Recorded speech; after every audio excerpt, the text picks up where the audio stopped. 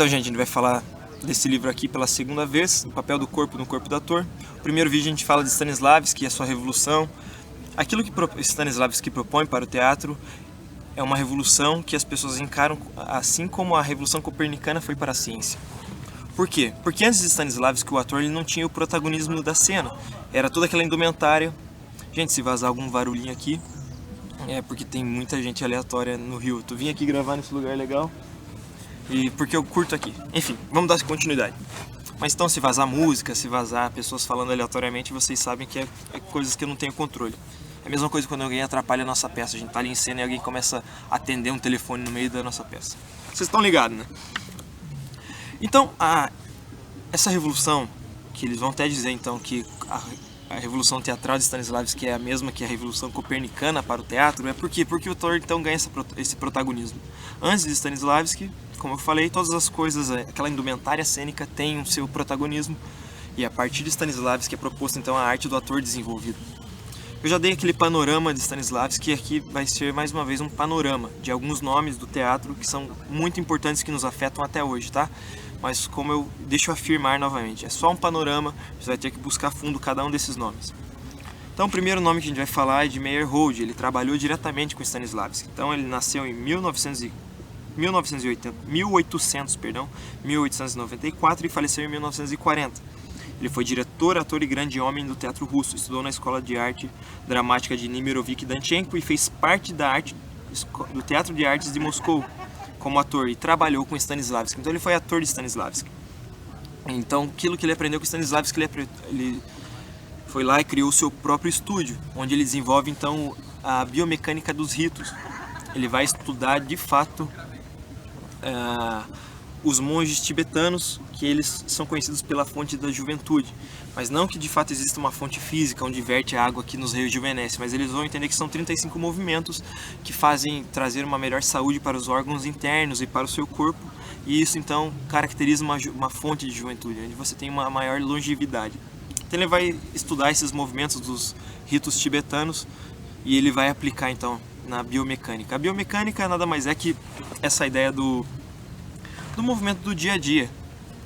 Seria analisar basicamente como que você anda, como que você ingere um alimento, como que você toma banho, como você exerce um trabalho todo dia na sua casa, ou enfim, você tem um trabalho, como que você estuda, pega uma caneta, como que é você praticando um esporte.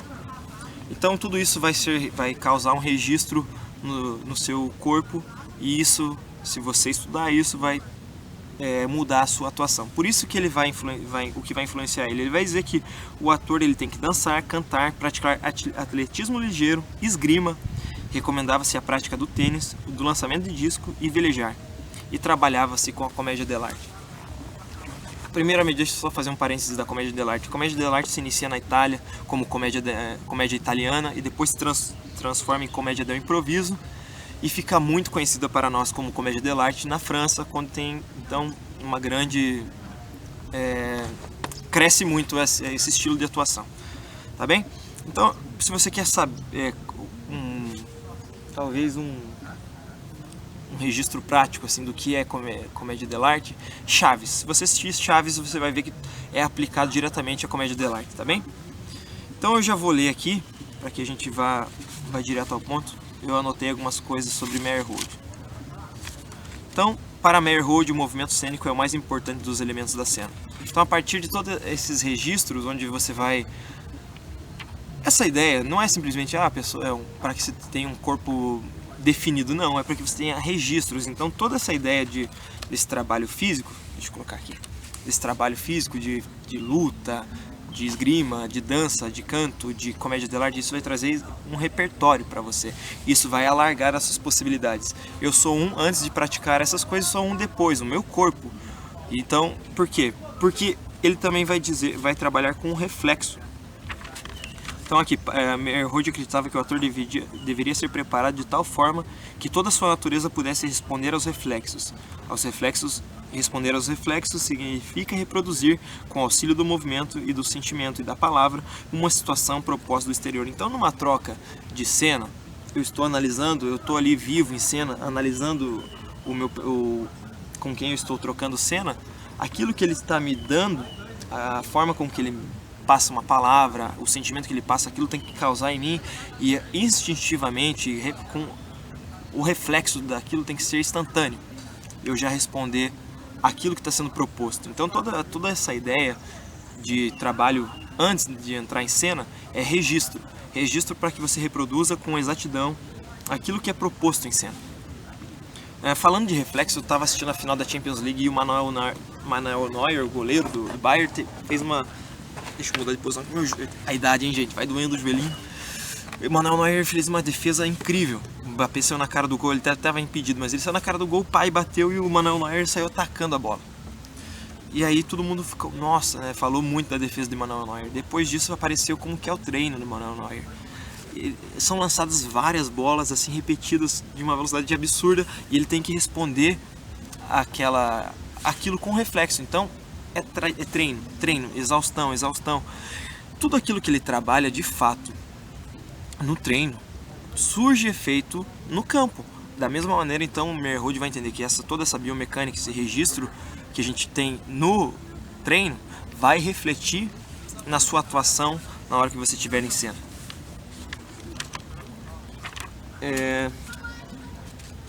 Aqui eu só vou ler mais um trechinho.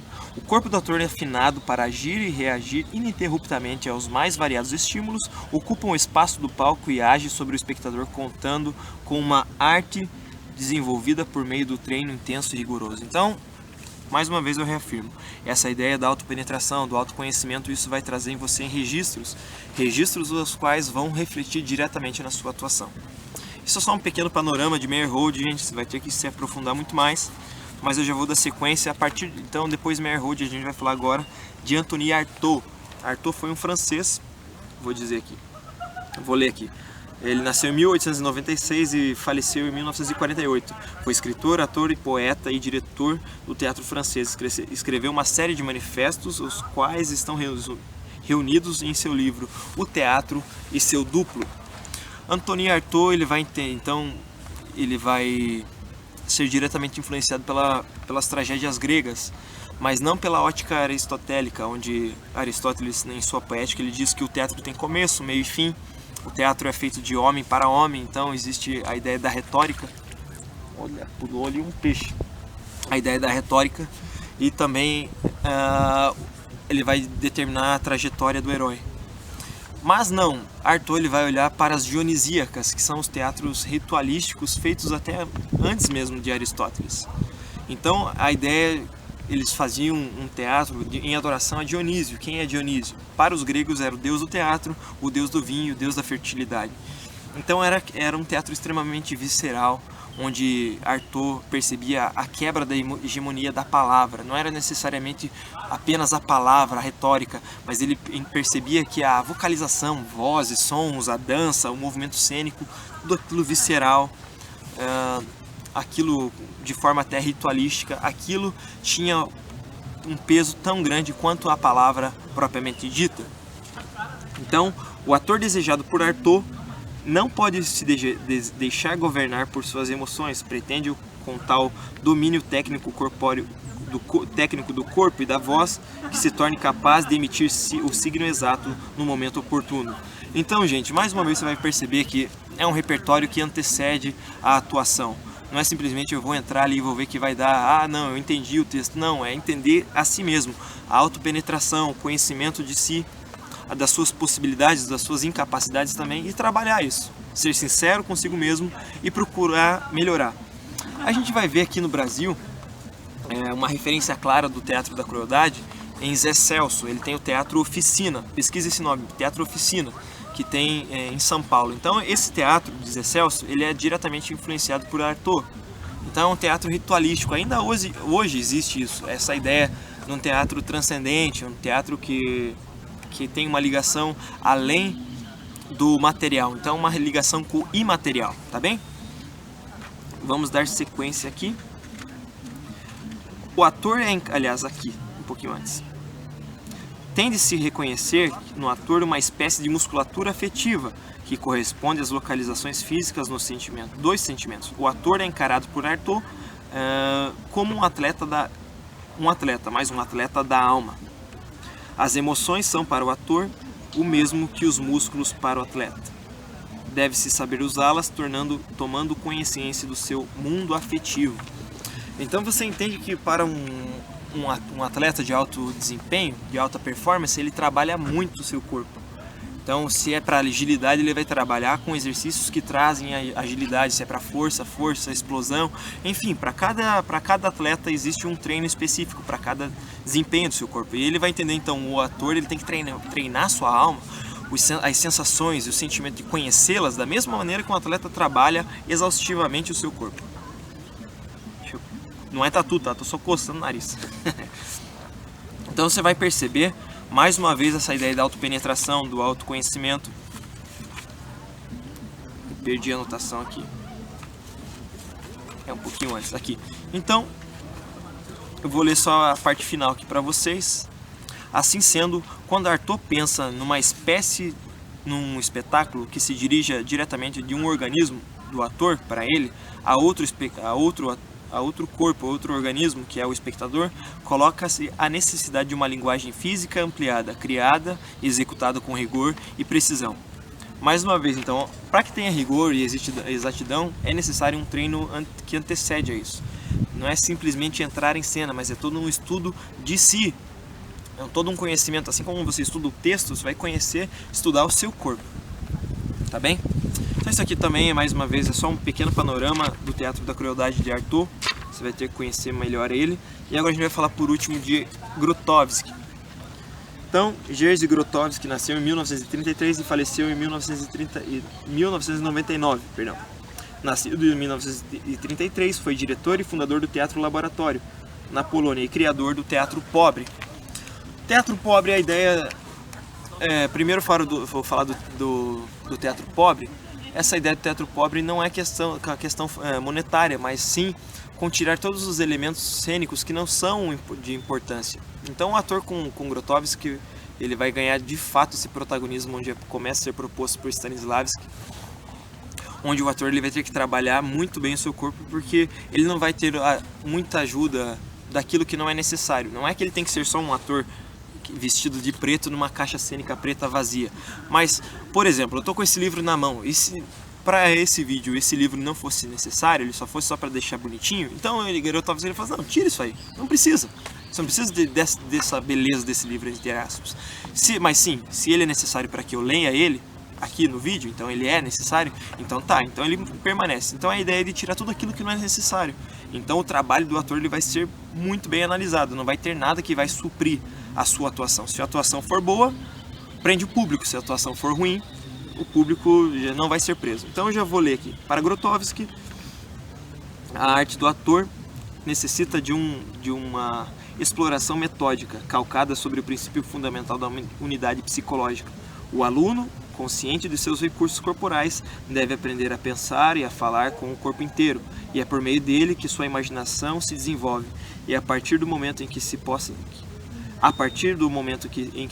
ser executada corporalmente.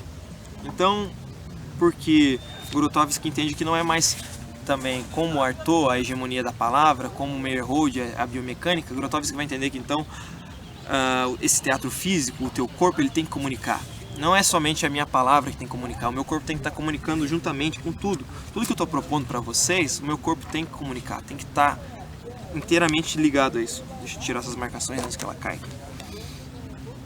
Então, e essa ideia então do teatro laboratório, onde Grotowski desenvolve, é a ideia de você entrar e começar a estudar os movimentos, ficar 5, 6, 7 horas desenvolvendo, treinando a mecânica do seu corpo, mas sem a pretensão de, vamos subir em cena daqui um mês, daqui uma semana, então vamos trabalhar especificamente para o palco. Não, vamos trabalhar para o nosso autoconhecimento. Então ficava-se meses trabalhando nessa autopenetração, no conhecimento, tanto corporal, tanto da alma. Com Grotowski você vai perceber a ideia do sagrado, que é juntamente então a alma, algo transcendente, o imaterial vai aparecer muito, tanto que ele deixa de ser diretor de teatro e vai se aprofundar diretamente em algumas na espiritualidade, e ele vai passar o resto da vida dele treinando, conhecendo a alma, conhecendo essa ideia aqui transcendente, tá bem?